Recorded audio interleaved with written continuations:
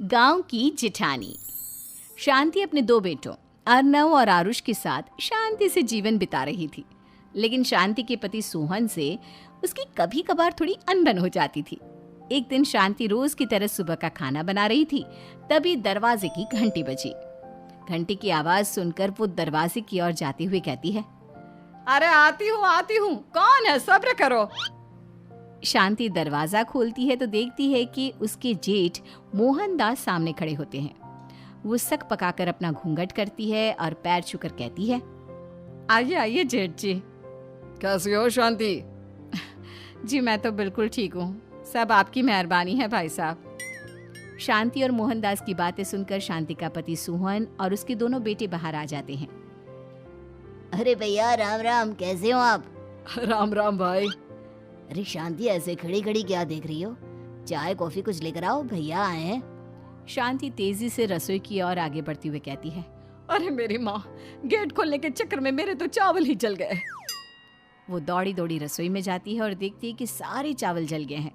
वो दोबारा चावल बनाने में लग जाती है। इतने में सोहन आवाज लगाता है, अरे शांति, तुम्हारे चावल का रोना खत्म हो गया हो तो चाय ले आओ। जी लाती हूँ अभी। शांति जल्दी जल्दी चाय बनाती है और मोहनदास को चाय देती है। सब एक दूसरे की खैर खबर पूछते हुए चाय पीते हैं। चाय खत्म होती ही मोहनदास शांति की ओर देखते हुए मजाक में कहते हैं, शांति, अब तुम्हारी चाय में दम नहीं रहा, अब हमें चाय बनाने वाली बदलनी पड़ेगी। ये कैसे मुमकिन होगा जेठ जी, घर और बाहर का सारा काम मुझे ही करना पड़ता है और कभी कभी जल्दी जल्दी के चक्कर में काम बिगड़ जाते हैं, जैसे आज चावल जल गए। अरे इसी का तो हल लेकर आया हूँ। मैंने रिश्ता देखा है अर्नव और आरुष के लिए। दोनों लड़कियाँ बहुत सुंदर और सुशील हैं।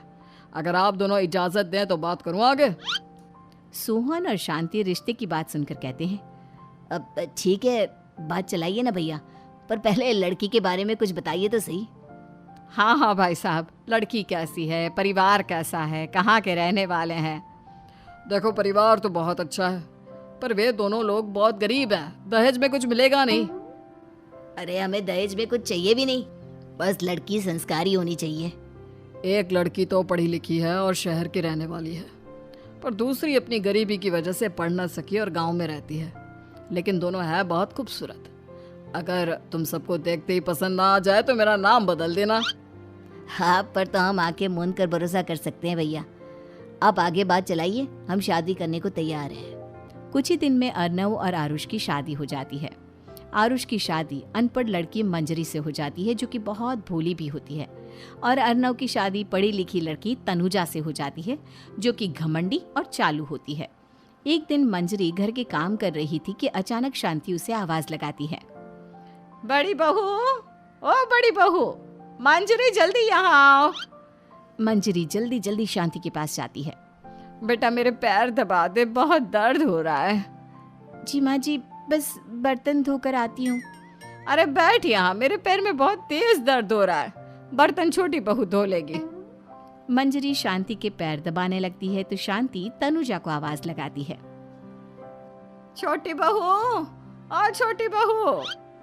तनुजा थोड़ी देर से आराम से चलकर आती है। जी माँ जी, आपने बुलाया मुझे? आपको कोई काम था क्या? तू कुछ काम कर रही है या?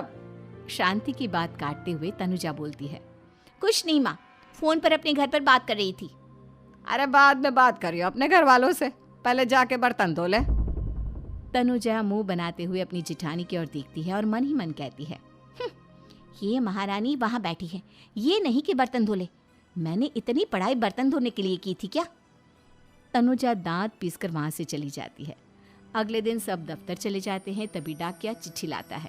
शांति चिट्ठी लेकर मंजरी से कहती है, बड़ी बहू, जरा छोटी बहू को बुलाना, एक चिट्ठी आई है। मेरी तो आंखें कमजोर है तो मुझसे पढ़ा नहीं जाएगा। मंजरी तनुजा के पास जाकर कहती है, तनुजा, तुम्हें माँ जी बुला रही हैं। मुझ पर हुक्म मत चलाओ, काम बताओ काम। अरे मैंने तुम पर कहाँ हुक्म चलाया, और हुक्म चला भी दूंगी तो क्या हुआ, तुम तो मेरी छोटी बहन की तरह हो ना। तुम जैसी अनपढ़, जाहिल और गांव की गवार मेरी बहन नहीं हो सकती।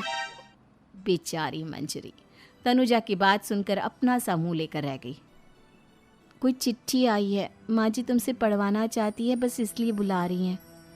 मुंह टेढ़ा करके तनुजा मंजरी का मजाक बनाती हुए कहती है, अनपढ़ कहीं की।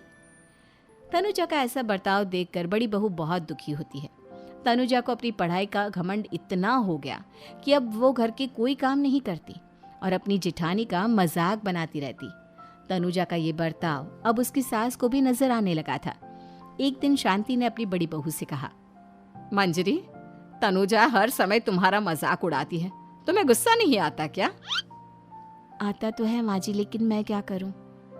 जब भी उसे कुछ बोलती हूँ वो और भी जली कटी बातें मुझे सुनाकर चली जाती है। मैं उसे अपनी छोटी बहन की तरह प्यार करती हूँ, लेकिन उसके दिल में मेरे लिए कोई इज्जत नहीं। बहू, तूने वो कहावत सुनी है, जुल्म करने वाले से ज्यादा जुल्म सहने वाला अपराधी होता है। मंजरी अपनी सास का इशारा समझ जाती है। वो अपनी देवरानी को सबक सिखाने की ठान लेती है और एक दिन शांति अपनी दोनों बहुओं के साथ बैठी थी तो शांति अपनी बड़ी बहू से पूछती है, अरे बहू, शाम होने को है, कुछ सोचा है क्या बनेगा खाने में? माँ जी, मेरे तो सर में बहुत दर्द है आज। मेरी प्यारी देवरानी ही कुछ अंग्रेजी खाना बनाकर खिलाएगी। सुना है पढ़े लिखे लोग अंग्रेजी खाना बहुत अच्छा बनाते हैं, क्यों तनुजा? इतना कहकर मंजरी अपनी सास की ओर देखकर मुस्कुरा दी। तनुजा अपनी तारीफ सुनकर बहुत खुश हो गई। इतने में शांति कहती है, ये तो सच बात है छोटी बहू, ये तो मैंने भी सुना है। हम भी पक गए हैं बड़ी बहू के हाथ का खाना खा खा कर। तनुजा, तुम्हारी माँ भी तो तुम्हारे खाने की बहुत तारीफ करती हैं। आज हमें भी खिला दो कुछ अच्छा सा बनाकर। शांति की बात सुनकर छोटी बहू और आसमान पर चढ़ गई, पर उसे ये कहाँ पता था कि उसकी सास और जेठानी उसे सबक सिखाना चाहती हैं। तनुजा अपनी तारीफ सुनकर खुश तो बहुत होती है, पर सोचने लगती है, मुझे तो कैसा भी खाना बनाना नहीं आता। अब मैं क्या करूंगी? अगर मैंने इनको सच बता दिया तो मेरी सारी इज्जत मिट्टी में मिल जाएगी। अरे छोटी बहू, क्या सोच रही हो? खिलाओगी ना अपने हाथ का अंग्रेजी खाना? छोटी बहू हाँ में सर हिला देती है। अचानक से उसके दिमाग में एक आइडिया आता है। मैं इंटरनेट से देखकर कुछ बना लेती हूँ, मेरी वाहवाही पूरे घर में हो जाएगी। मुझे कौन सा रोज रोज बनाना है। माँ जी, आज आप सबको ऐसा खाना खिलाऊंगी, ऐसा खाना खिलाऊंगी कि... इतने में शांति छोटी बहू की टांग खींचते हुए कहती है कि पता नहीं कैसा खाना खिलाओगी। ए ऊपर वाले, हमारी रक्षा करना। इतना बोलकर शांति और मंजरी दोनों जोर जोर से हंसने लगते हैं। अब तनुजा रसोई घर में चली जाती है और खाने की तैयारी करने लगती है, पर उसे रसोई घर की चीज़ों के बारे में तो कुछ नहीं पता। जैसे तैसे सारी चीज़ें निकालती है और इंटरनेट पर देखकर खाना बनाती है। कुछ ही देर में सब लोग घर आ जाते हैं। अरे सुनते हो, आज का खाना हमारी छोटी बहू बना रही है। अरे वाह, आज तो फिर कुछ अंग्रेजी खाना खाने को मिलेगा। कुछ ही देर में खाना बन जाता है तो छोटी बहू सबका खाना लगा देती है। इतने में बड़ी बहू कहती है, क्या बात है देवरानी जी, आज तो बहुत अच्छी खुशबू आ रही है। ये बात तो सही कही बड़ी बहू तूने, खुशबू तो अच्छी है। ऐसी खुशबू तो मेरे खाने में भी नहीं आती। सब मिलकर छोटी बहू की बहुत तारीफ करते हैं और छोटी बहू 7वें आसमान पर बैठ जाती है। अब सभी खाना खाते हैं। जल्दी जल्दी दो, अब तो मुंह में पानी आ रहा है। हाँ हाँ, मुझसे भी नहीं रुका जा रहा। जैसे ही सोहन एक निवाला खाता है तो उसकी आंखों से पानी आने लगता है। ये देखकर शांति सोहन से पूछती है, क्या हुआ जी, खाना इतना अच्छा बना है कि आंखों से पानी आ गया? सोहन चुप रहता है और धीरे धीरे से खाना शुरू कर देता है।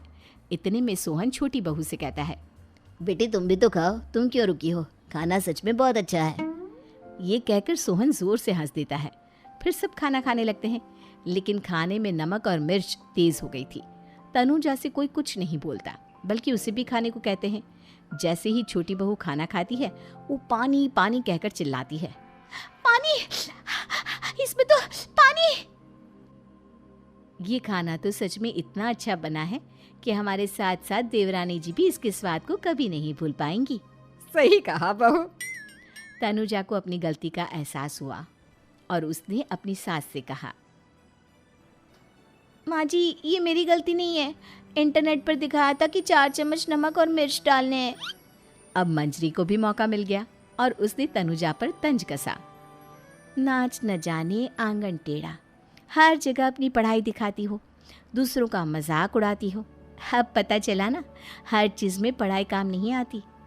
और तुम तो शहर में रही हो, तुम्हें तो मुझसे भी अच्छा खाना बनाना आना चाहिए ना। बेटा, अगर तूने ठीक से सब सीखा होता तो आज तुझे शर्मिंदा नहीं होना पड़ता। बात